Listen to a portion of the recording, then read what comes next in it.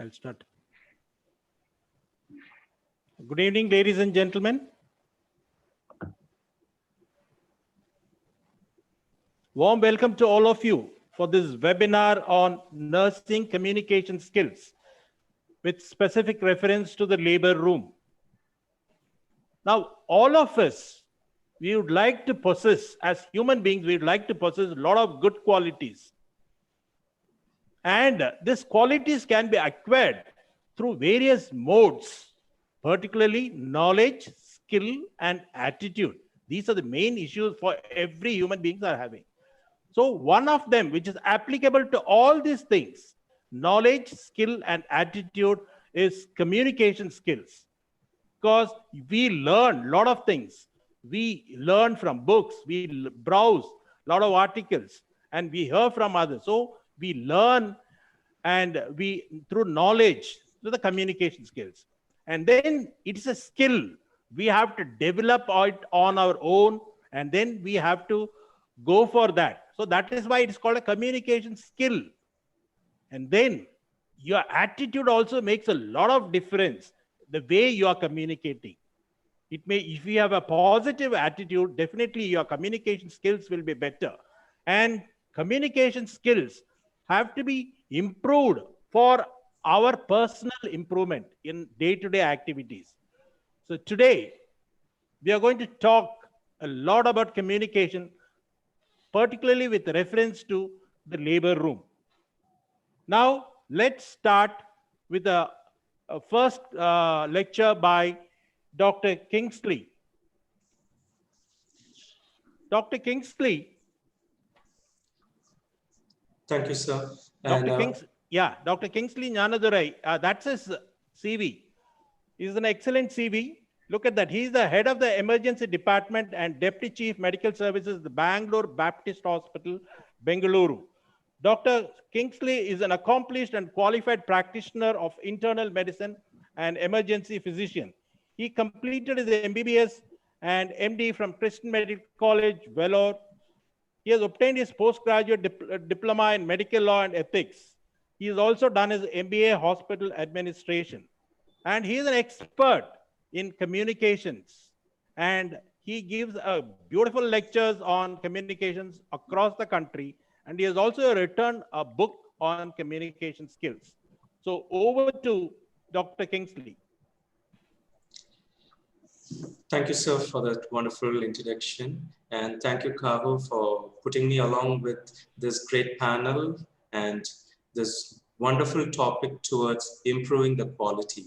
As we all know, communication is a very important skill, and there are various aspects of communication which are actually covered.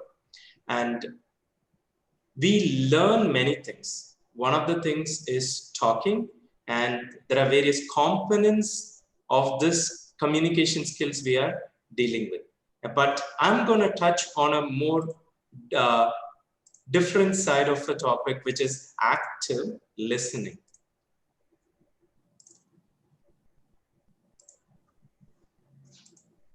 So active listening. So we have been doing a lot of communication when it comes to healthcare worker to patient. And these communication is sometimes one way and at times two way. And when it comes to making an impact, it is not just how we say things, it's how the other person understands. And the same applies to us also. So how do we make sure that there is a cohesion which is happening? So to do that, we need to have an active listening. So what exactly will this listening have? So listening is a process of receiving, constructing meaning from, and responding to spoken and or non-verbal messages. Basically, it's not simply hearing. Hearing is more physiological. We all hear to what is being spoken. Even what I'm speaking, I'm sure you're able to hear, but only when you understand and make a meaning out of it, we actually are listening. Okay, so this whole session today where we are looking at obstetric specific communication, there's going to be a various scenarios in which there's going to be how to talk. and how exactly we are going to communicate. But there's one aspect of which I'm touching on is how to listen so that you can communicate to it better. So when you are looking at it, we have an active listening and we have a passive listening. So active is basically striving to understand. That is making sure that you have understood what is the message and giving a feedback. So in this one-way communication of this session, I actually won't know what is the feedback I'm receiving. And until unless they see the faces, I know that you're nodding, then I know that actually I'm getting through. Probably with all the questions, when you come back in the end, I might know that, okay, people heard me say. But when it comes to passive, there's no active. That's like what I'm doing now. It's responsibility on the speaker and it goes. Sometimes when it comes to a crisis communication, we literally have to put the message across and make sure the other person just understands to proceed to go. So that is how it happens. So for a listener, we need to be physically, emotionally, and mentally present. Physically, we are there right in front of the patient at times to communicate. But are we mentally and more importantly, emotionally also there? Because that makes our listening skills so much sharper, and the listening skills are sharp, the way we respond to it and what we say will correspondingly will come out much better. So there are some misconceptions about listening. One of the thing is listening and hearing are the same. I'm hearing you. In general context, if you're going to give an advice in a group meeting and telling, people will say, yeah, I heard you. But did it make sense to you? No, I didn't listen. I just heard you. So people think they both the same. And you can turn on your listening skills when needed. Most people feel, especially healthcare workers, we focus on what is important, right? So many a times we could miss out on the additional rapport building things when we do not pay that much attention. There may be emotional baggage of the patient. Patients may be venting out all of that. But if you are not connecting at that time, you will actually be looking like a cold person, not actually be able to relate to the person. So we can't be having our listening skill turned on and off when we need. It has to be always on. It has to be like a culture where we have our listening skill continuously on and working. And primarily, the speaker is responsible for the message. And so is the listener when it comes to understanding. This way, you will see more of when we are doing our handing over and other things later, that if the speaker is telling a message, the listener should also understand the message. And it takes two people to make it responsibility. But in a patient care situation, this may be a little difficult because we need to go to their level to make sure they understand. So that way, the healthcare worker's responsibility becomes much higher. So there are various barriers within us when it comes to listening. What are these barriers? So some of them are pretty obvious. The external barriers. If you look at our external barriers, external sounds. All the babies crying, mothers screaming, and you have the monitors. Everything has its own noises. So it's difficult to actually hear and make out things. Sometimes distance. Now we have social distancing. Thankfully for patient care, we don't have that, but still it's a distance. When you're talking to the attender, we don't get close anymore. And we have a mask, we have layers. So there is going to be a distance, and understanding things will be an issue. Delivery of the speaker. Tense situation, people tend to speak very fast. It's like the code blue announcements which happen. People are so fast in what they say that nobody knew where they're spoken from. So we need to be aware the speed at which the speaker is actually speaking. Unfamiliar language. I'm in Bangalore and everybody speaks various languages, but sometimes we may not know the language they speak. So it is a problem. Okay, so unfamiliar language. These are all external reasons of barriers to listening. And these are very easily handled because once you recognize it, there's always a fix to it. But internal barriers are difficult to recognize. So many a time, it may be our own personal concerns. So when we are burdened by it, we may not listen. Okay, if there is an issue in Pregnancy is always a normal thing. Nobody expects something abnormal to happen.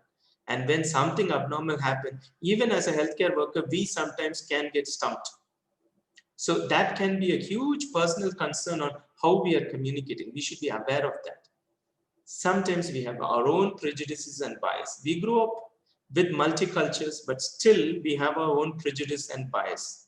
So these biases impact the way we interact with people and how we respond to it. So we need to be aware of this to be clear how we are dealing with it. Fatigue, labor room is tiring, and yes, we will not be able to hear.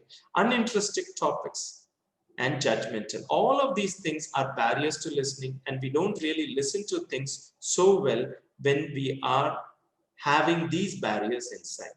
So how can we improve the listening? Important thing is our body language. So body language wise, sitting forward or leaning forward, maintaining eye contact, nodding your head, these helps. Ask open-ended questions. So what happened? How? And so that they can elaborate. And then don't judge, because our body language will show our judgment. And many a time, this is what will put off further information from coming, and they'll keep their mouth shut because you may not be able to break that. So do not judge. And more techniques is encourage. Tell me more about it. How did this happen? That will be on encouragement. And paraphrasing, reflection, and legitimation. So the key point of this encouragement is to keep the other person talking. And this can be done very simple as saying, that itself is enough to show that you're listening. And paraphrasing and restating is very important nowadays, because it is when you're taking a consent, for example, you have to rephrase and say the whole thing and say, this is exactly what you agreed, right? So that is where you're paraphrasing and restating, and this makes clarity better. And it also shows that you've been listening to whatever that is being spoken. Reflect. This is the crux of how we can reach to the emotional part of it. Reflection is basically the acknowledgement of an observed feeling or emotion in a patient. You look upset, you look visibly sad. These are things which are the reflection of an emotion. So when we acknowledge, we become more human. I know it is very, very distressing to hear this news. So once we say, they know you're also human to understand that. And then if you agree that it's a normal response, yes, we always been expecting things to go smooth, but we didn't expect this. But since it has happened, it is difficult. If I were in your place, I would also find it difficult. And here we have shown empathy. So first is reflecting the acknowledgement of emotion, and then is the legitimation of that emotion. And that makes it more easier to say that, yes, we've been listening and we agree with them and we have demonstrated empathy. So most important message you want to say when it comes to listening, make sure your ears are open, your eyes are focused, and your heart is in it, giving the undivided attention, and you got the best listening skills going on.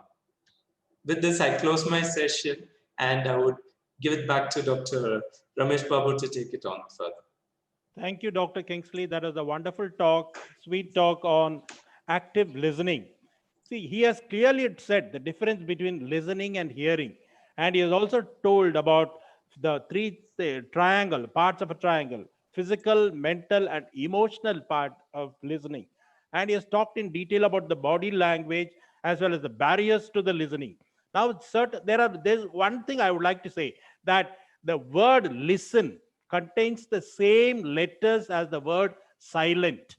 Please, if you just note it, listen and silent, the letters are the same. So what does that mean? That you have to be silent. Then only you will observe things and listen if you want to be heard. Because a lot of people, particularly people who have got up the ladder, people who are highly qualified and who are very generous, so they would like to listen. They don't want to hear. But most of us, what do we do as doctors, as management personnel? We say, do what I say. I don't want to hear you. This is what we say commonly. So that should not be practiced, because You have to listen the other side also. And the biggest communication problem is we do not listen to understand. We listen to reply. So with this, I think that was a wonderful talk by Dr. Kingsley. And now I'd like to introduce Dr. Anuradha Pichumani. Dr. Anuradha Pichumani, she is the Joint Secretary of CAHO. That introduction is more than enough because she is a real dynamite in CAHO. And she is an obstetrician and gynecologist, and she is the director of Sri Ranga Hospital, Chengalpattu, Tamil Nadu. She is an NABH assessor, and she is responsible for so many collaborations of CAHO with other agencies like international agencies like ISQA and the ASQA and other things. So she has been doing a lot of work in CAHO, and now she'll be talking today about the effective communication, because the communication has to be effective if you want to make it very clear. So over to Dr. Anuradha. Yes, sir. Thank you, sir, for the kind introduction. And I'll just share my screen. Able to see, sir?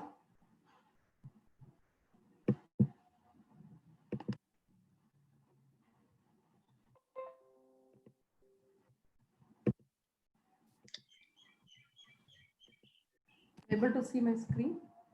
Ma'am, please maximize your presentation, ma'am. Yes, ma'am. You can make it full screen now. Yeah. Is it okay now? Yeah. Okay. Yeah, that's fine. Yes, ma'am. Please go ahead. Yeah. So good evening, everyone. And I would like to thank CAHO for giving me this opportunity to present my viewpoints on effective communication, specifically the communication skill for nurses in our labor room and NICU. So coming on to the management of critically ill patients, this is an important part of obstetrics. And again, it requires a multidisciplinary care. And when we shall now see what is happening in our labor rooms, that too in a critical scenario. So this is the way it goes on, because with regards to communication, we have various studies which have shown that the chief cause for adverse events and malpractice claims in obstetric areas is the lack of teamwork and effective communication. Because although our nurses, doctors, and every staff who work in critical care environments, they are all very extremely well trained and competent medically, they have not been traditionally trained to work well as a part of a team. And given the complexity and the acuity of obstetrics, which often relies on multidisciplinary teams, the teamwork skill is very, very essential. So again, when you see this data from JCI, from 1995 to 2005, they have given that the ineffective communication was identified as the root cause of nearly 66% of all the sentinel events. Again, 3 years data showed that ineffective communication is the top 3 root causes of the sentinel events reported. So we see that the more amount of ineffective communication, it leads on to more number of errors. So talking about the skills of nurses in communication, they have to communicate with a diverse group, with the pregnant women, with their family members, with young mothers, with various doctors, obstetrician, anesthetist, pediatrician. And again, they have to communicate with their own technical staff, the operation theater staff and other departments. So it's very important that effective communication, which forms the basis of effective teamwork. And when you talk about effective communication, it's very important to improve the patient safety too, because this forms the basis for patient safety. And these are the 4 standards you need when you are having a effective communication. So we need to have the communication which has to be complete. You need to communicate all the relevant information. The communication should be clear. It should be in a layman's language so that the other person understands it fully. Again, it has to be brief and in a concise manner. And it has to be a timely information which you are offering. And you need to validate the information before you offer to the other person. So these are the 4 standards of effective communication. And now we have seen the challenges. So how are we going to improve on this in our own labor rooms? To understand this, we need to understand that obstetric department is like a high reliability field. Healthcare itself is a high reliability field. A high reliability field, we have various examples like the air traffic control, we have nuclear power plants or chemical manufacturing industries. These are the various industries which come under this high reliability field because this depends on huge teamwork and communication to keep their employees very safe. And when we talk about this, we have two theories, the normal accidents theory and the high reliability organization theory. So we'll now see how these two theories can be used in our own hospitals to improve the safety. When you talk about the normal accidents theory, this is the basis which forms the Swiss cheese model. So all the systems do have gaps and holes. And when all these holes align perfectly because of various errors, accident does happen. So we need to improve on our safety measures for each and every process inside the hospital. Again, the second theory is on high reliability organization theory.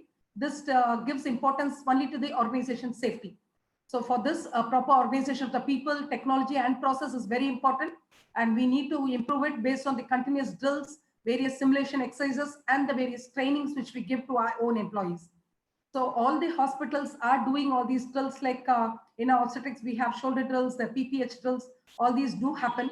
But we need to improve on the effective communication which happens during these drills, because only then we can improve on it. So to understand this, we have this, again, we take example from the aviation industry. The aviation industry has taught us many things because they have the various training programs, which is called the crew resource management. It's called the CRW. So this is a mandatory training which all the crew resource people undergo.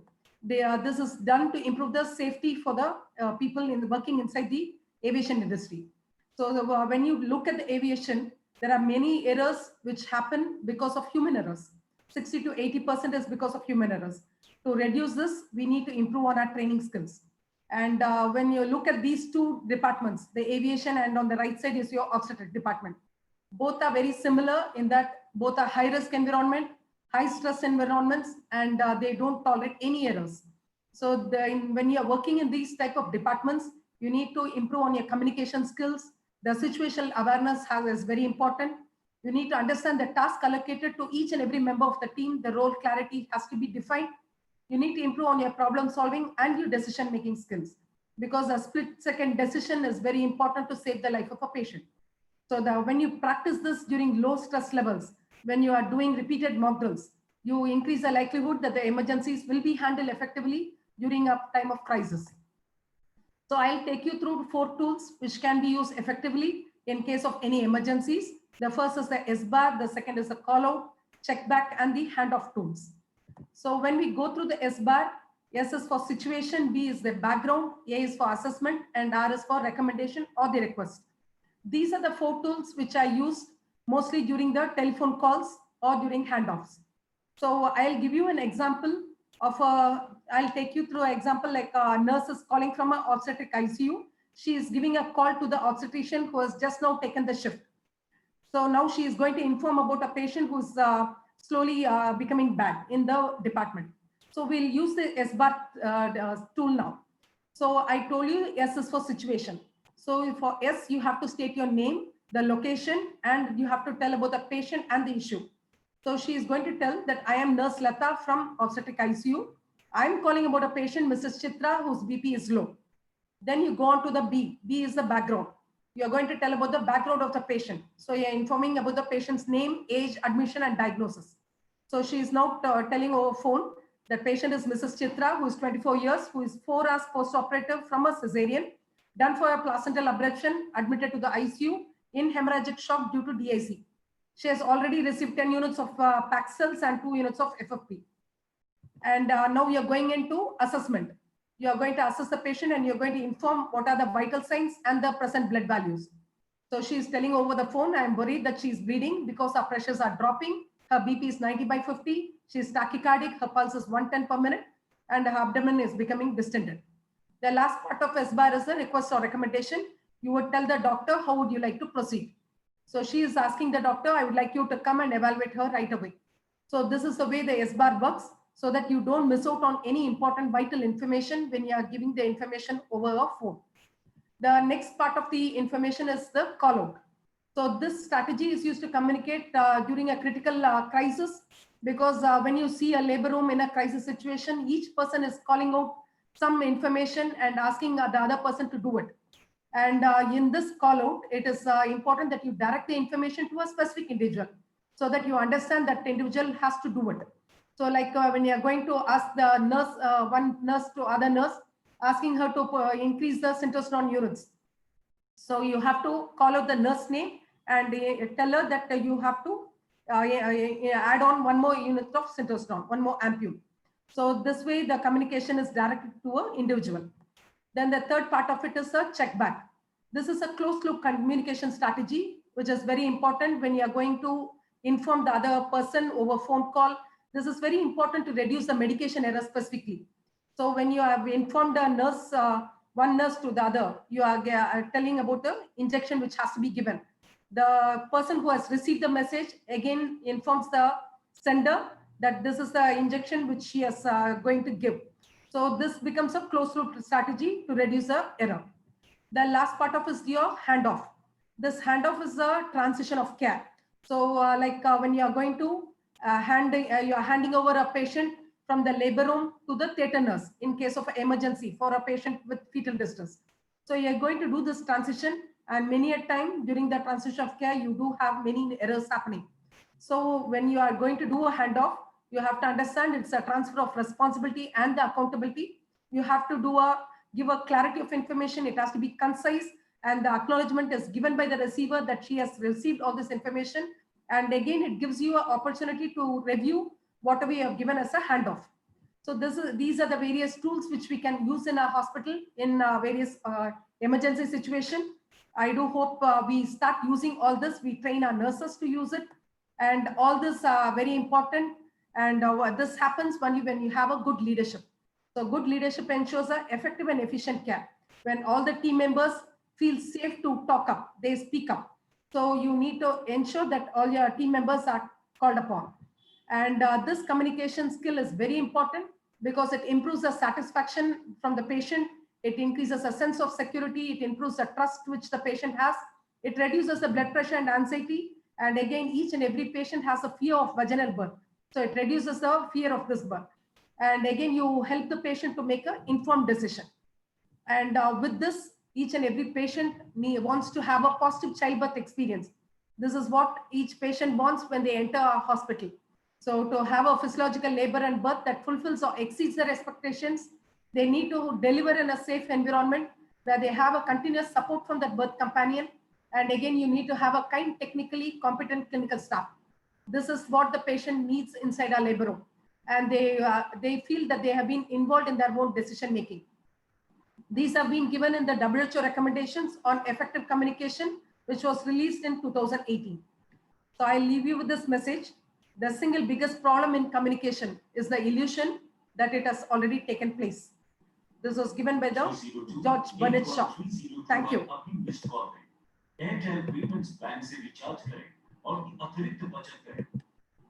Thank you, sir. Okay, thank you, Dr. Anuradha. I think that was a wonderful session on effective communication. See, the good communication is the bridge between confusion and clarity. That you should know that. Never forget that when connections are destroyed by means of bad communication, it is good communication that resolves them. Don't be shy to say, I'm sorry, and please forgive me. That's a good communication.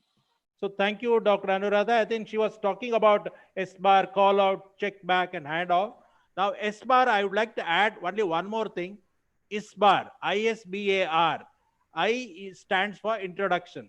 So you can introduce yourself and say, I am so and so. That comes in SBAR. So ISBAR is the latest one. And definitely, you would like to add one more thing called AIDET, AIDET, acknowledge. Where whatever you do, whether you're a nurse or a doctor or a physiotherapist or a dietitian, you can follow this. Acknowledge. First thing is acknowledge. Before entering a room, just say that good morning and then say enter the room. Then introduce yourselves. Then tell the duration. What are you planning to do for the duration and explanation? And finally say thank you. AIDET. It is called IDET. And follow this. You'll be successful in whatever work you're doing in a hospital setup. Okay, and that comes to we come to an end of this first session. And now over to, I'd like to thank Dr. Anuradha for that wonderful talk. And now it's over to Anuradha for the panel discussion beginning. Thank you. Thank you, sir. So we have now seen the various aspects of the communication from a theoretical perspective. So, but how do these things play out in a real life situation? So we now move on to the interesting discussion of case scenarios that typically happen in a critical care settings and the interactions which happen there. To conduct these discussions, I am pleased to invite and introduce the distinguished moderators for this session. So Dr. Usha is the hidden professor of obstetrics and gynecology at Sri Ramchandra Medical College, Chennai. I have known her for past 20 years now, and she was my teacher. And she spends a lot of time among students, and maybe that's the secret for her youthfulness and energetic personality. She has 25 years of undergraduate and postgraduate teaching experience. She is also an NABH assessor, and as an MCI expert, she devised the current competency-based UG curriculum. Dr. Usha has been the head of quality for more than 15 years at SRMC, and she is the sole author of the textbook of obstetrics by Elsevier. And she has also developed a digital intrapartum monitoring app to be used for patients in our labor rooms.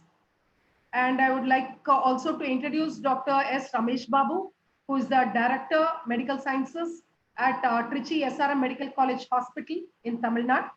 He is a medical director, qualified and experienced in hospital management. He has a total experience of 35 years. He has worked in various tertiary care hospitals at top management positions in P&L and medical management. He is an expert in turning around hospitals and has initiated startup in various hospital projects too. He is a principal assessor with NABH and is an examiner for various quality projects in hospitals. Dr. Ramesh Babu has completed his UG from Stanley Medical College, Chennai, DHM from Apollo Hospital, and MPhil from BITS Pilani. I now invite Dr. Usha and Dr. Ramesh Babu to take over and introduce the expert panelists and take this session forward. Yeah. Thank you. Yes, Dr. Usha, you can start. Yeah, let me have the pleasure of introducing Dr. G.G. Selvan, who is a senior consultant of the obstetrics and gynecology and sonology at Anne Velankani Hospital, Tirunelveli, Tamil Nadu. And her interests are in high-risk pregnancy, ultrasonography, and obs and gyn. She's a founder fellow of Indian College of Medical Ultrasound, has been training doctors in obs and gynae ultrasound for FOGSI since the year 1994. And she's a faculty. The audio is not that good. Can you increase the volume, please? Can you hear now better? Yeah, it's better now. She's been the founder fellow of Indian College of Medical Ultrasound, training doctors in obs and gynae ultrasound for FOGSI since the year 1994. She's completed her MBBS from Madurai Kamraj University and a faculty member of ICMCH since 1994, with a diploma in medical ultrasound from University of Croatia, Europe. I have also the great pleasure of introducing Dr. Uma Ram, a good friend of mine, who is a director and consultant of OBGYN at Sitapati Clinic and Hospital, chairperson of South Zone and examiner of Part 3 MRCOG. Her areas of interest are fetal growth, multiple pregnancy, and fetoscopy. And she's received the Young Gynecologist Award at 2007 and also a Women Achiever Award of Rotary in the year 2015. So over to you, Dr. Ramesh, to introduce the other panelists. Yeah, now I would like to introduce Dr. Sunil Munkar, who is the professor of pediatrics at Kasturba Medical College, Manipal. And he has been a teaching faculty in KMC Manipal for the past 20 years. He's got a lot of national and international publications in his name. And Dr. Sunil is a senior assessor in NA, principal assessor in NABH, completed more than 100 hospitals across the country. He has done his MBBS from Government Medical College, Mysore, from Diploma in Child Health from Vijayanagara Institute of Medical Sciences, Bellary, and DNB in Pediatrics from Medical Trust Hospital, Kochi. And he is an MBA in Healthcare Services. And he is one of the senior most assessors and a good friend of mine. And he is, other than his medicine and assessments, he has a lot of interest in Yakshagana and he does his programs regularly all over Karnataka. Of course, all over the country also, I think. Thank you. And that's Dr. Sunil. Of course, Yes. now I'm very happy to introduce Mrs. Alice Soni. Alice Soni is a professor in obstetrics and gynecological nursing and Deputy Dean of the College of Nursing, Christian Medical College, Vellore, Tamil Nadu. She is experienced in caring for antenatal, intranatal, and postnatal women and women with reproductive and gynecological disorders, normal and sick newborn. She's trained in advanced life support in obstetrics provider course, certified by the American Heart Association. She's a faculty with dual responsibility of integration of education and service, and also research faculty for various workshops and conferences. She's also a member of the Institutional Review Board and Research and Ethics Committee, CMC Vellore. And that's Mrs. Alice Soni. And I'm very happy to introduce Mrs. Leena Chandrasekharan, who is currently the head of nursing operations at Mehta Multi-Speciality Hospital. She has been a nurse in charge at CMC Vellore and nurse educator and chief nursing officer and global nursing director at Global Hospital. She's also an internal assessor for accreditation certifications such as NABH, ER Excellence, and Nursing Excellence. And she's a quality improvement project lead and lead member of 5S projects and statutory officer role. Besides, she has been a member of the webinars on NABH entry level, online nursing courses. She's also coordinator of CAHO nursing communication modules. And she's the state head of Association of Nurse Executives. And that's Mrs. Leena Chandrasekharan. Thank you. Over to Dr. Usha. Yeah. So shall I share the screen now? Yeah.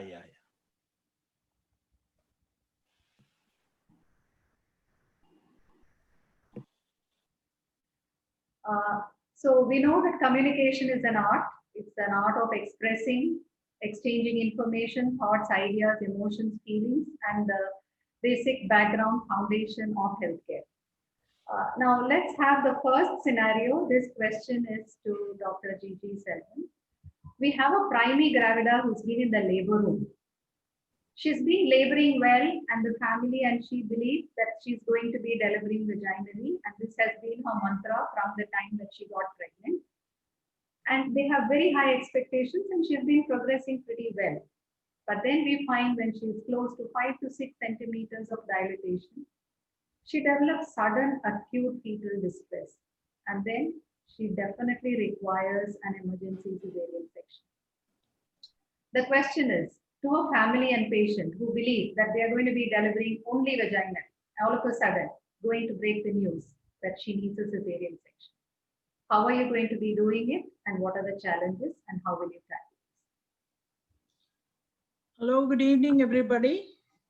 And thank you, Cargo, for this opportunity. Usha ma'am, I would like to first introduce myself. As per Ramesh sir's ISBAR, until I am this particular nurse who has been with the patient in the labor room, and I would like to introduce myself and then say both the mother and baby are stable, but the only thing is the child will not be able to be delivered vaginally, and the baby, because the baby is finding it difficult to breathe. The immediate answer would be, why doctor, is something going to happen to the baby? So long you have been telling that the patient she will deliver normally, and now all of a sudden, why this? So you have to answer. This is the usual, the anxious relatives, how they will react to your statement. So you have to tell them, so far the baby was doing fine, but now due to some reasons, maybe a cord getting compressed, or the baby would have taken in a mucinex lighter. The baby is finding it difficult to breathe, so we cannot wait. Again, they will insist on a normal delivery because they are all mentally set to have a normal delivery. So the next question is, can't you wait for some more time, doctor? But since the baby is in a distress, we cannot wait anymore. So you have to explain to them that the baby, we will not get a baby normally if you leave her for a vaginal delivery, because she is only 6 to 7 centimeters dilated, and she has to dilate another 3 centimeters before she would deliver normally. And in a primary, again, this is going to take about 1.5 hours to 2 hours. So you have to explain all this, and if you are going to wait, we may not get a healthy baby out of a normal delivery. and insist to them that a emergency cesarean section has to be done, and convince them what are the causes. At the same time, you should not panic. You should not leave your cool. You should be able to convey this very confidently as per the what Anuradha had said. Like, you have to express yourself quite confident that that the baby needs the mother needs a cesarean section. You cannot stop with only this. Then you have to get the consent form and everything there. Then you have to call the obstetrician in charge and explain to them what has happened in the CTG. Not only that, you have to inform a neonatologist, and also you have to inform the OT to get ready for an emergency cesarean section. That would be my way of communicating. If you have a family that doesn't get convinced with what you're actually talking, though you have been able to convince the patient. So I will sit again, draw a diagram how the baby is and the placenta, and tell them from the placenta, from the mother's side, the blood has to flow, thereby to increase the oxygenation, and tell them this is being cut somewhere. Either the head is pressing on the cord, or the baby is not able to breathe now because maybe it has already passed the meconium, which it would have aspirated.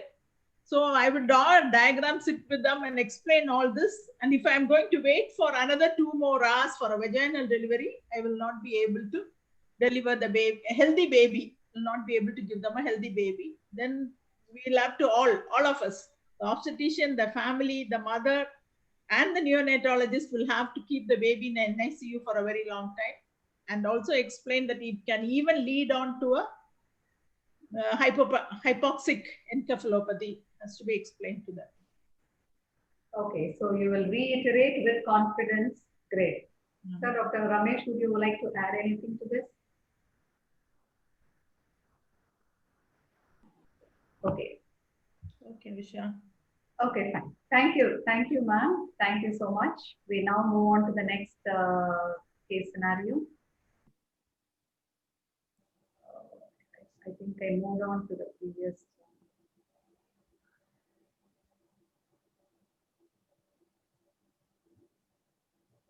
Okay, the second case scenario is now for Dr. Kumaram.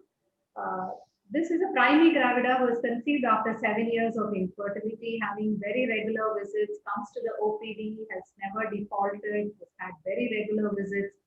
And all of a sudden, she has a history of loss of fetal movements at 36 weeks, and she's having intrauterine fetal death, which is confirmed by an ultrasound.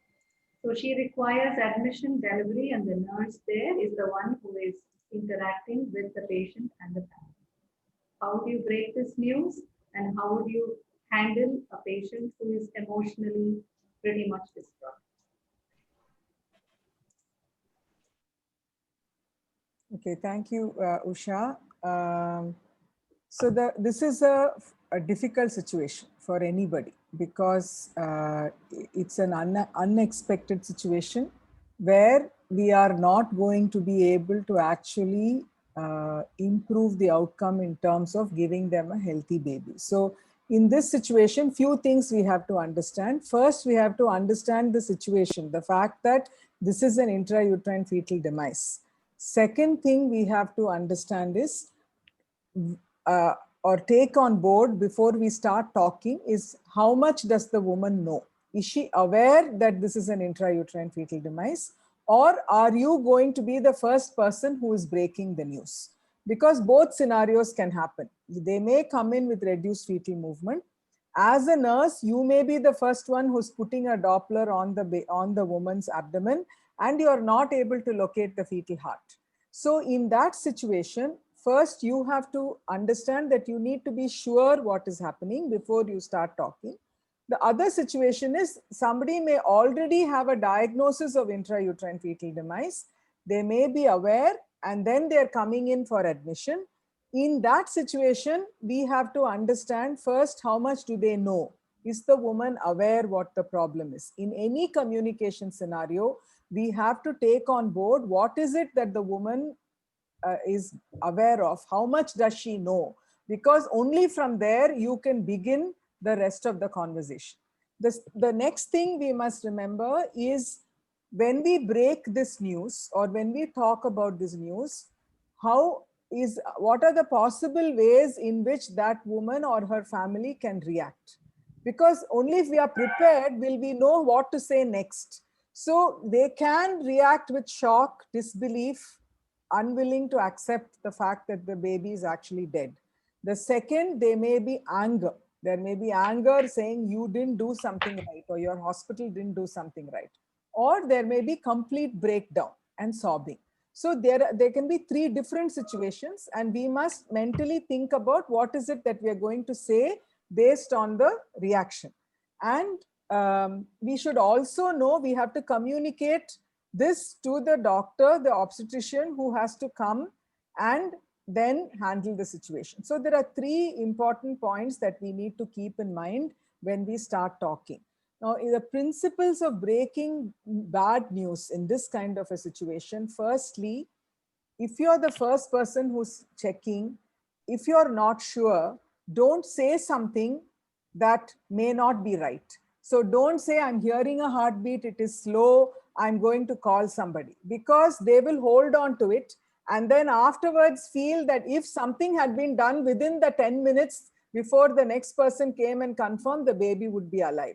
So it's very important that we don't say information. At the same time, if you're not sure, you can say, we need to check whether the baby is doing okay. Something may be wrong. I need to have a double check, and I'm going to call so-and-so so that we can be sure whether this baby is doing okay or not okay. If the diagnosis is very clear, you're sure there's no heartbeat, then you can say there is a problem.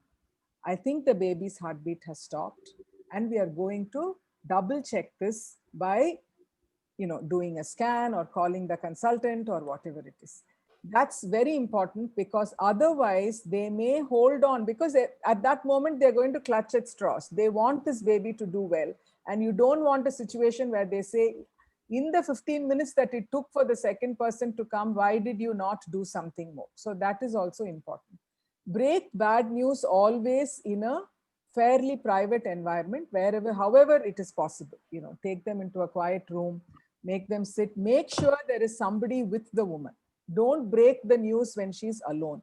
Ask who has come, call that person in, because she is going to need support when the news is broken. So make sure somebody comes in, sits there, and you tell them this is the problem and this is what we are going to do.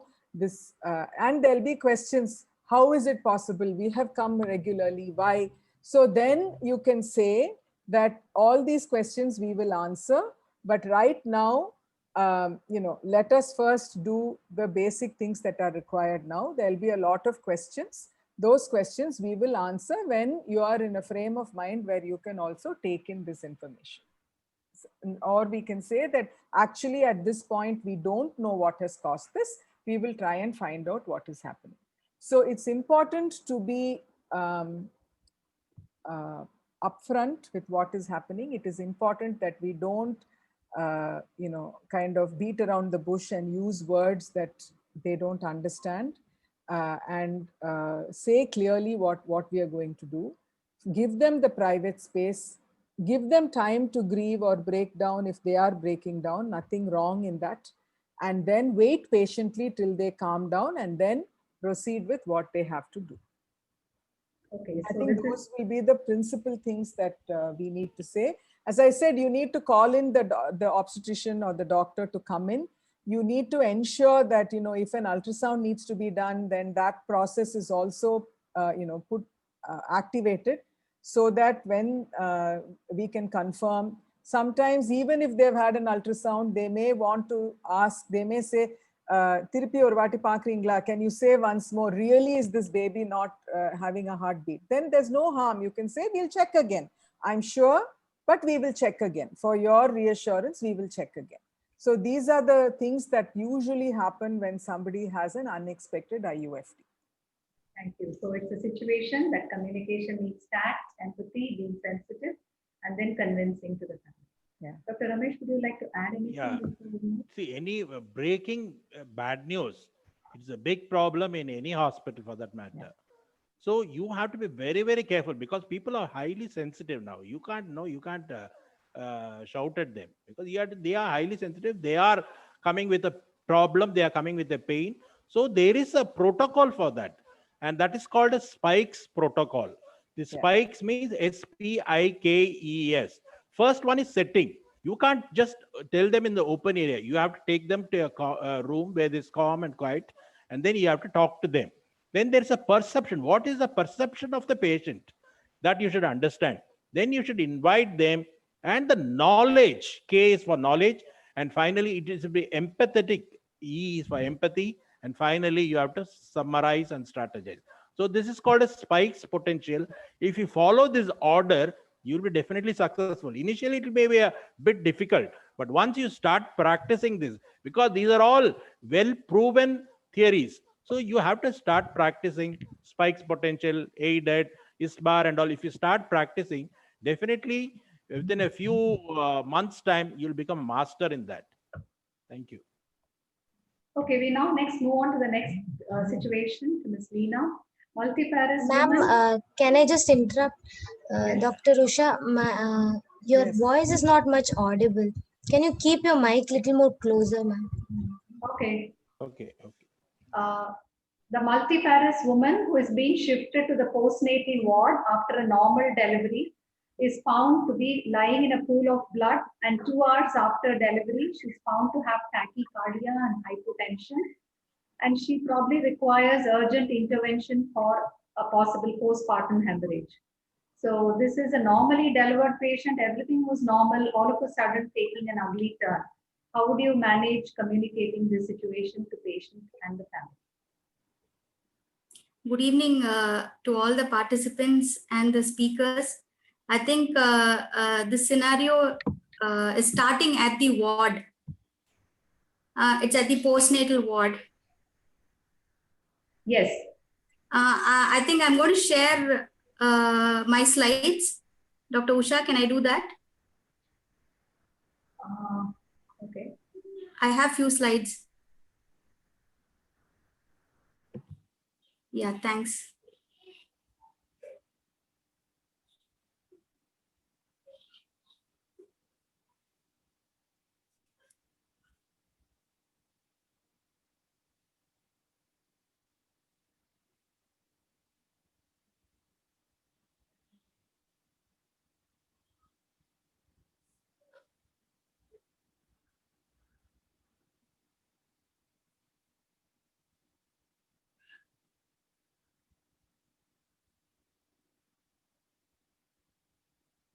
Is everyone able to see the slides?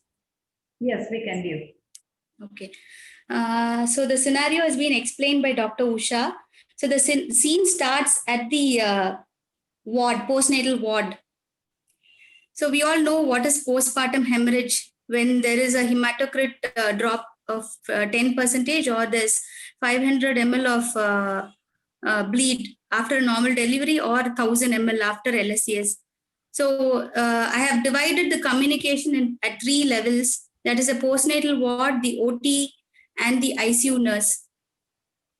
So initially, when the nurse finds that the patient is bleeding, then she raises the foot end of the bed and she checks the vital signs and she checks the pad of the patient. And the first communication is to the doctor. She alerts the duty doctor and the obstetrician parallelly. And she also informs the vital signs, number of pads, wet, and the general condition of the patient. This is done. Please, ma'am, just a second. Please check your audio, ma'am. It got low suddenly.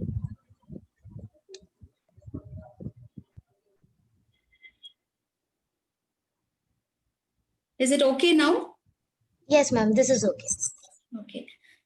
So she uses the ISBAR communication technique to give all the information about the patient to the doctor over the phone. And of course, the duty doctor arrives at the scene and they are also a part of the entire stabilization of the patient. Her next communication is to the in charge and her colleagues working at the ward. So she is not able to do things all by herself. So she takes help to secure IV line, to catheterize the patient, and also to keep the resuscitation cart, the procedure trays, and the medications ready. So here we should not hesitate to call for help. Usually what we do is we are hesitant to call for help. So we have to communicate this to the others so that we get adequate help. The next communication is to the attendant and the patient, because they'll be wondering what's happening, because all of a sudden the duty doctor has come in and the nurses are there in the room. So they should not get panic about what is happening. So in this case, when the consultant hasn't yet come or arrived to the ward, it's a nurse and the duty doctor who usually communicates that the patient's bleed is a little abnormal. So she does this using simple terms. She doesn't use jargon, and she does it in a calm and reassuring tone, so that there is less anxiety seen in the patient and in the relative. So the next communication is to the ICU nurse. Before this, I would go on to the next screen. This entire thing happens in the ward. So during resuscitation, there's a lot of communication the nurse has to do. So she communicates the drug dose, route, time of medication administration in a loud and clear manner to the entire team who's resuscitating the patient, because they should not be double dosing or they should not be missed dose. So example of medication administration could be methotrexate, oxytocin, misoprostol, tranexamic acid, prostaglandin administration. So all these resuscitation methods can be used in the ward. So when she does this, she has to be loud and clear, so that. Ma'am, your voice is not clear, ma'am. When she does this, she has to be loud and clear, so that she doesn't overdose the patient, or she doesn't misses the doses of the drug. The next communication would be to the ICU nurse, because during resuscitation process, either the patient could be transferred to the ICU or to the OT. So her first communication to the ICU nurse. So here she informs prior, she gives information, she reserves the bed there, she says what are the required things which has to be kept ready for the patient. And she also talks about the entire stabilization procedure which happened in the ward using ISBAR over the phone. Sorry to interrupt. Can you recheck the audio, please? Sometimes it's high, sometimes it's low. It is full audio, Vaishnavi. Yes, ma'am. Is it Now okay it's now? fine. Now Okay. it's fine, but suddenly it's getting low. Okay. The next communication would be to the lab. When the consultant arrives, they usually order for investigations while the patient has heavy bleed. They could order for hemoglobin, PT, PTT, INR, CBC. So when this happens, she has to communicate to the lab on the emergency, because the lab may not understand the emergency. Only when this is communicated will they process the sample quickly. And she follows up on the results. She uses readback policy while receiving the reports. And she also gives information, timely information to the consultant, so that there could be decision making based on the reports. Then there could be communication with the blood bank. There could be blood or blood products ordered for the patient depending on the HB and other lab values. So communicate through slips and avoid verbal communication, because there could be errors on the blood group which is being transfused. Sorry for the interruption. Sorry for the Yes. interruption, Leena. I think you have to be a bit fast because time is already. Okay, I'll slow down, sir. Yeah. Because we're exceeding the time. Okay. The next communication could be to the OT nurse. If the patient requires OT procedure and other resuscitation measures have not worked for the patient, then the patient could be taken up for emergency surgery. There could be examination under anesthesia, or repair of the vaginal wall, or any break in the tract. Then B-Lynch brace suturing, uterine artery ligation. Such procedures will be decided by the consultant, and the ward nurse has to communicate the same to the OT nurse. So again, there's communication here from the ward nurse to the OT nurse. And before the patient is getting transferred to the OT, the consultant, along with the bedside nurse, they both are at the same place with the relative. So they don't explain all these things to the patient, because they get more anxious. So they explain all these to the relative who's around, and they give clarity on what is going on with the patient, so that there is less anxiety. And after explaining only, patient is either transferred to the ICU or transferred to the OT without their consent. The next step is not done. If at all there is disagreement on something which has been planned by the consultant, again there is clear explanation so that they understand the importance of the next move which is planned by the medical team. Then the next communication by the ward nurse is to the transport department. The in charge communicates to the transport team, and her bedside nurses also communicate. They arrange for the lift, they arrange for the trolley with safety belt, oxygen stand, and continuous flow of fluid or blood. Because as the patient is wheeled into the ICU or into the theater, all these are very important so that there is safe transfer of patient.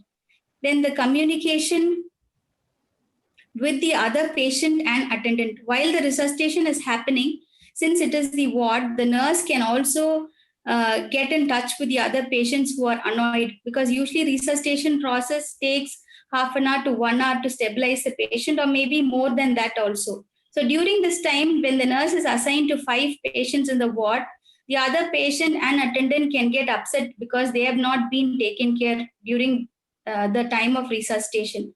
So here she explains politely. She doesn't get upset with the other patient. She tries to call for help so that the other patients are also attended. The next communication level is at the OT. Sorry for the interruption. I think your time's exceeding your limits. Okay, so I'll finish it quickly. Yeah, please. So the OT nurse, she communicates with the surgeon, she communicates with the anesthetist, and again takes over from the ward nurse, especially about the drugs. And then she communicates to the patient. She reassures the patient in the OT environment. And she communicates to the attendant after the procedure is over, permitting them into the recovery room so that they see the patient. She communicates to the ICU nurse because they usually transfer patient for observation from the OT to the ICU. And then again communicates to the patient while she goes on post-operative follow-up rounds. And the next level of communication is by the ICU nurse. Here again, reassuring of the patient by the ICU nurse and standing for the daily counseling along with the relatives by the intensivist. Then communication of handover to the ward nurse by the ICU nurse. And again, during their follow-up rounds from the ICU, they communicate with the patient so that they feel reassured. So these are the various levels of communication when a patient has got postpartum hemorrhage. Thank you. Thank you. Yeah, Dr. Usha. Yeah, after she stops sharing the screen. Yeah.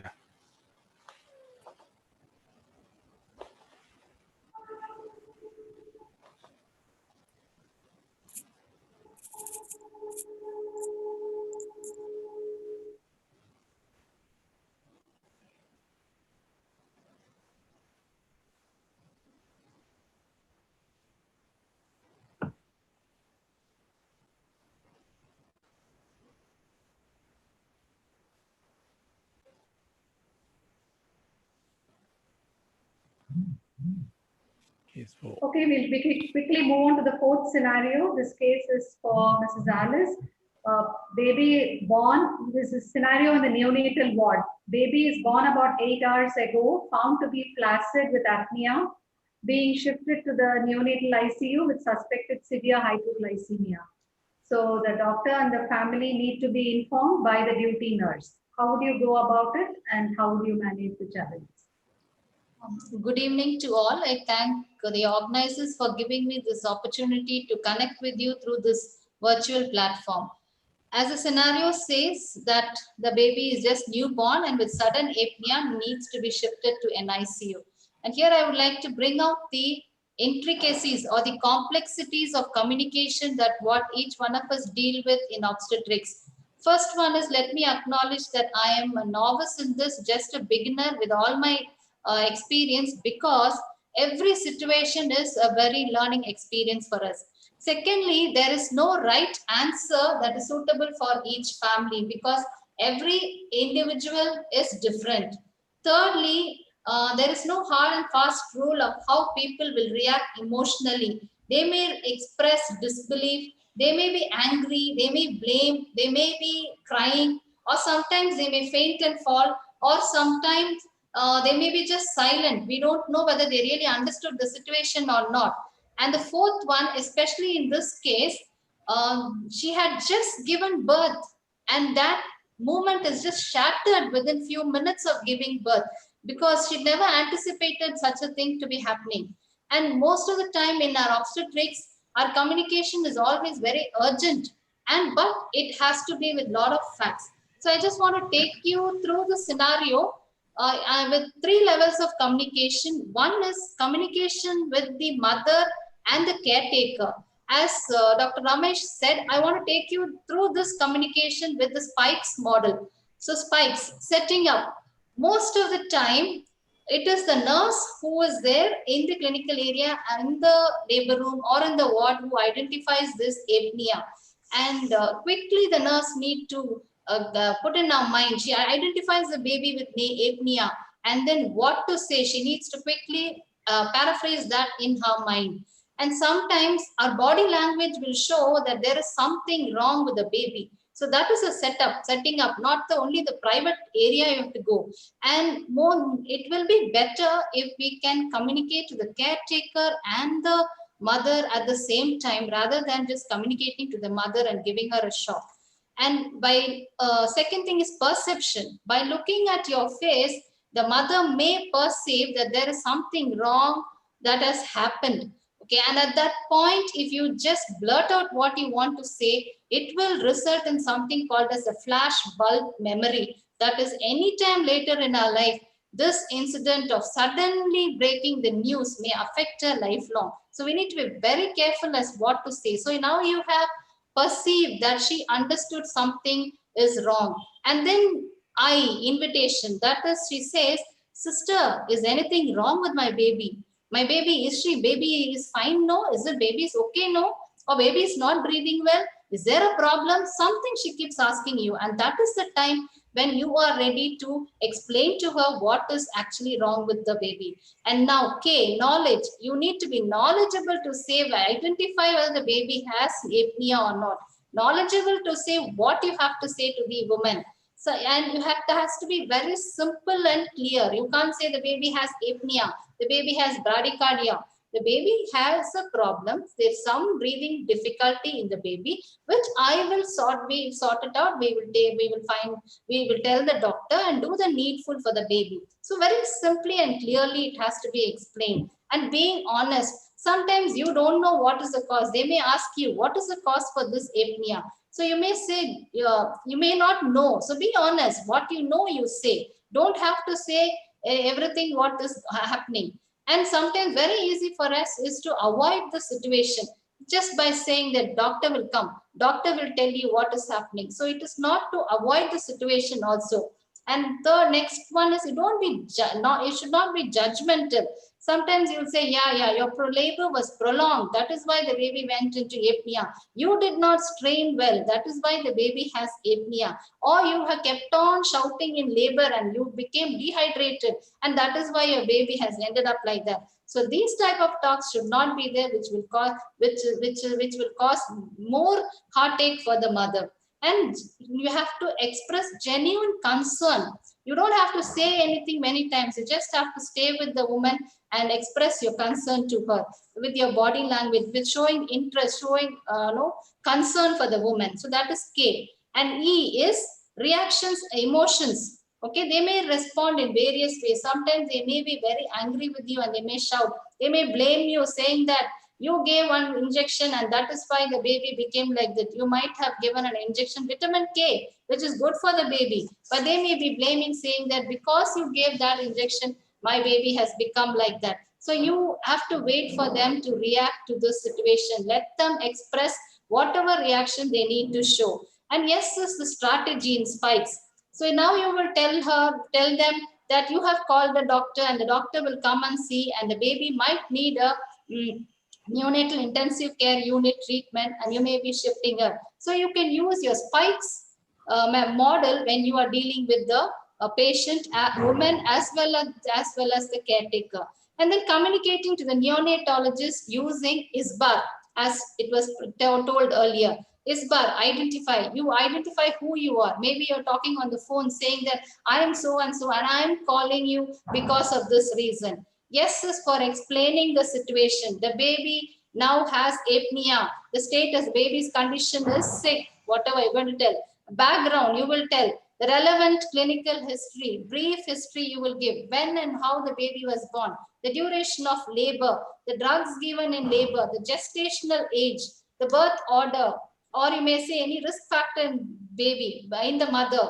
And then you go move into A, whatever your assessment, whatever vital signs you have checked, what is the heart rate, whether the baby has bradycardia, cyanosis, oxygen saturation, GRBS, whatever you have checked, or maybe you gave a tactile stimulation and the baby did not respond. So that is your assessment. And R is your recommendation. You may say, doctor, yes, this baby definitely needs a neonatal intensive care unit. So you can use the ISBAR technique when you are talking to the doctor, neonatologist or obstetrician where you will report this. And then communicating to the staff in NICU, that is handing over using the technique of IPAS. I is illness severity. You will talk about the baby, how severe the illness the baby is. Then P is for patient summary, the history of the baby. A is action, what all you did so long and what more you need to do in nursery. Then S is for situation awareness, the severity of the problem. You may even tell the woman, the patient relative, the woman is very anxious and you need to take care of her also. And then synthesis, that is the person whom you hand over will tell you, yeah, we will take care of the baby, and then may give assurance to caretaker saying that we will take care of the baby. So you can use IPAS technique when you are communicating with the staff in NICU. And then your responsibility does not stop with that. You will continue to find out the condition of the baby and you will report to the, inform the mother. And maybe you will find the visiting time. You will find, you will help her to go to the nursery. There you can have, they can have breastfeeding, skin to skin contact, or you have to mother the mother, take care of the mother till the baby is ready to come back. So these are all things that you can do. You can use the spikes when you are dealing with the mother and the baby, the mother and the caretaker. You can use ISBAR when you are dealing with, when you are going to talk about the condition to the doctors. You can use IPAS when you're handing over to the neonatal ICU where their care will continue. Thank you. Thank you. So you wish to say something? No, thanks. Proceed. Yeah. So we now go on to the last scenario. Dr. Sunil, you're going to don the cap of a nurse and be answering this question. So baby is born as a preterm after an ICSI conception at extreme preterm, 28 weeks of gestation and on the ventilator. Baby is not doing too well and the parents are extremely anxious, want to save the baby at all costs, willing to pay any amount of money. How are you going to be handling this communication skill? Good evening, and I hope I am audible. Yes. Yes. Okay. Yeah, very tricky situation. Very difficult to handle. I agree. I do agree, and I'll taking this part in two settings: how a doctor communicates and what should the nurse be doing it. So, as a doctor, as an neonatologist, definitely I'll be talking about ventilator requirement, how is the child's progress, and how the things are going to be. Definitely, we may have to counsel regarding surfactant, which may add anything less than say 20,000 rupees additional cost. Definitely, we would like to extubate the baby as well as possible and allow the baby to breathe on its own. We'll always tell the chance of survival of say around 1,000 kgs baby with the treatment, chances of survival of 80 to 85% if properly treated. The complications associated with the prematurity like respiratory syndrome, intraventricular hemorrhage, NEC, necrotizing enterocolitis, sepsis and meningitis, ductus arteriosus, and their own complications.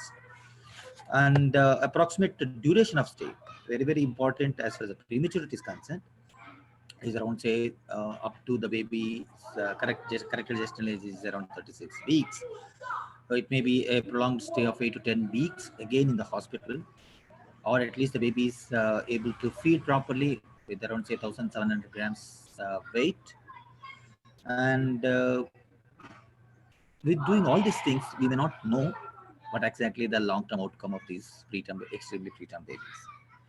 So what I would take this opportunity to tell you is two things. One, we need to be prepared. We need to be prepared, and we have to make the others prepare also. And second thing is the teamwork that is required.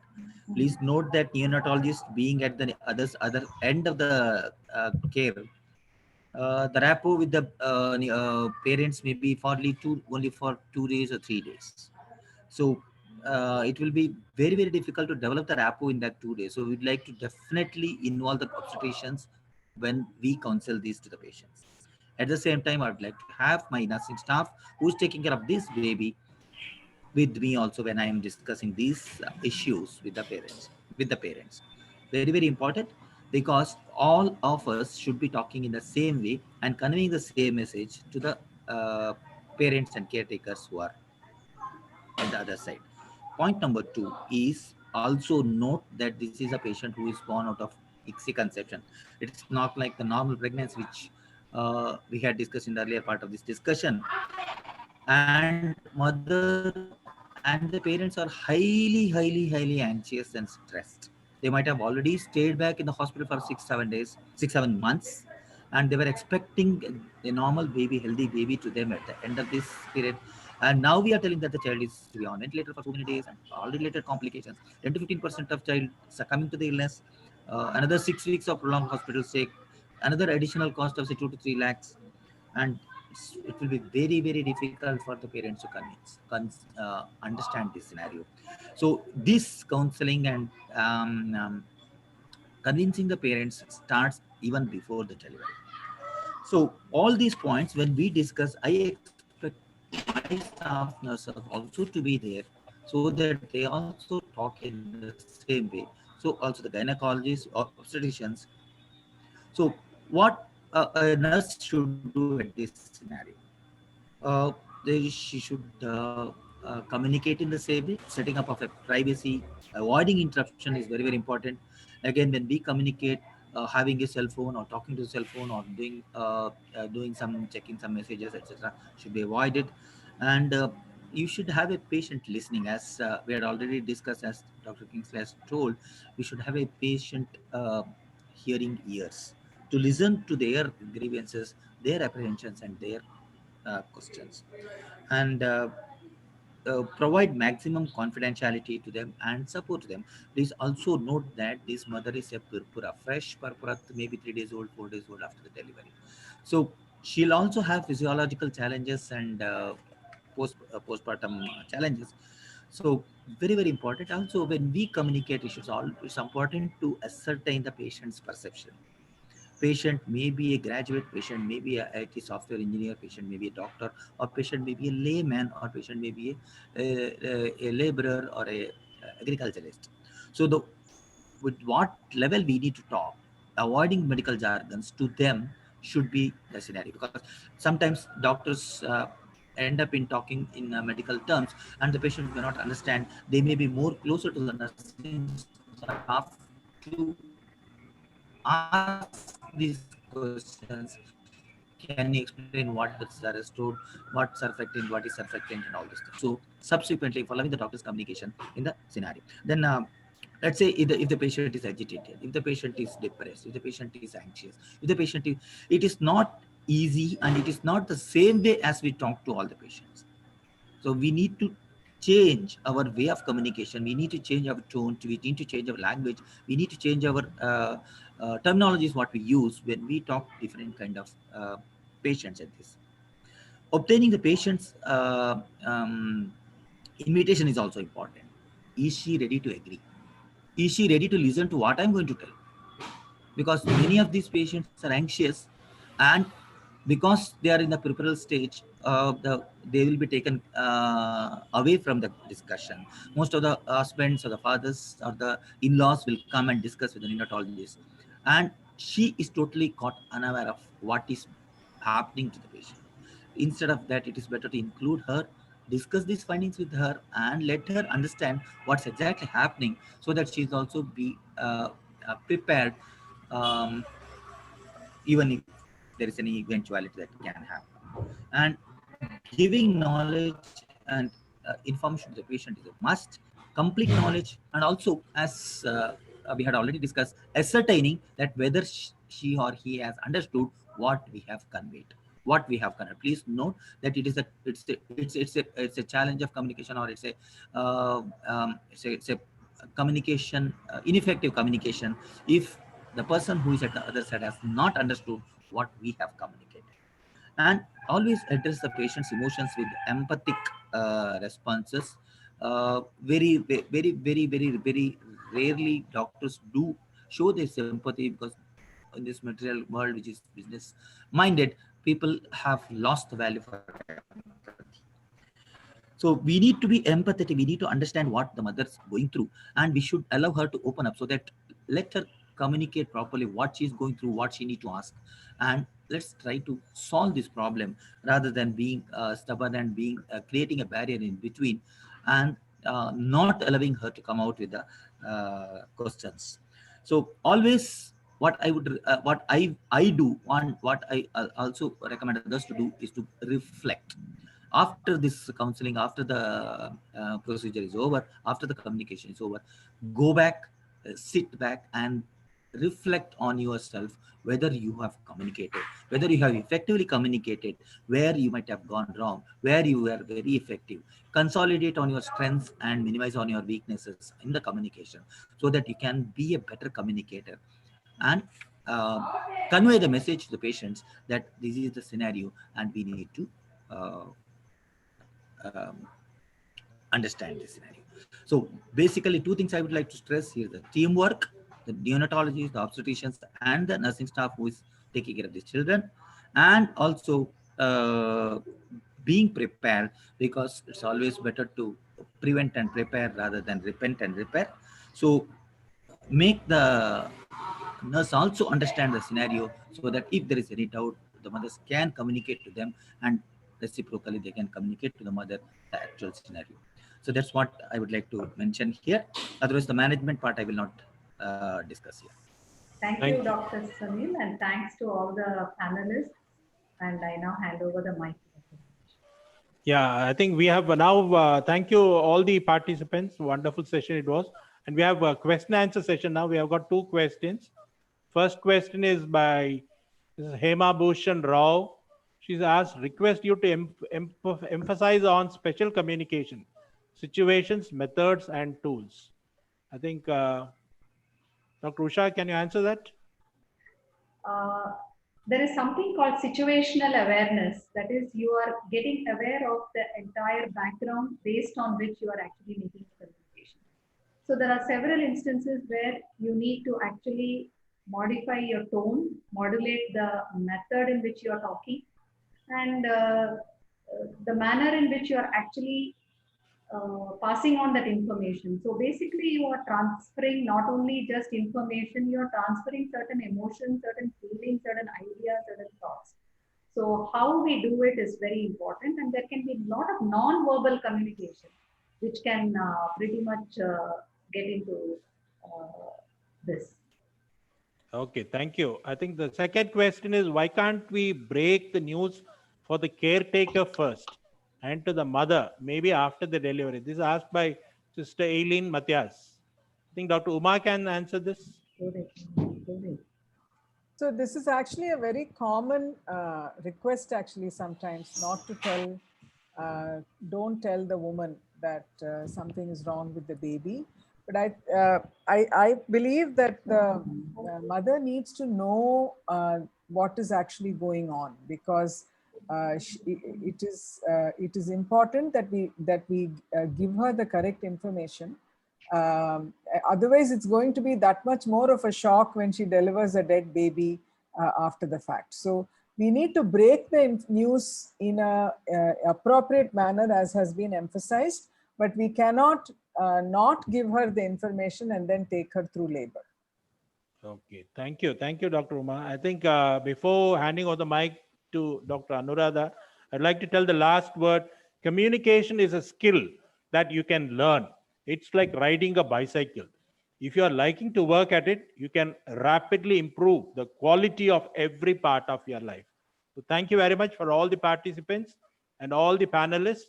And I hand over the mic to Dr. Anuradha. Yes, sir. Thank you, sir.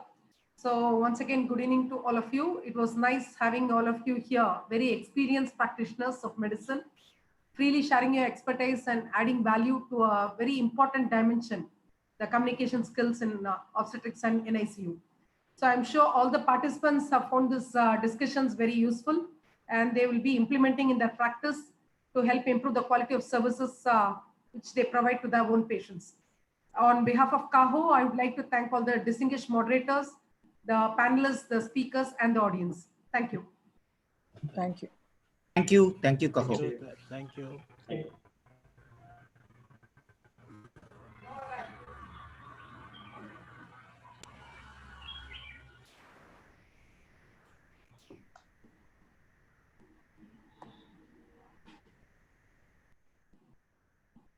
Thank you, sir.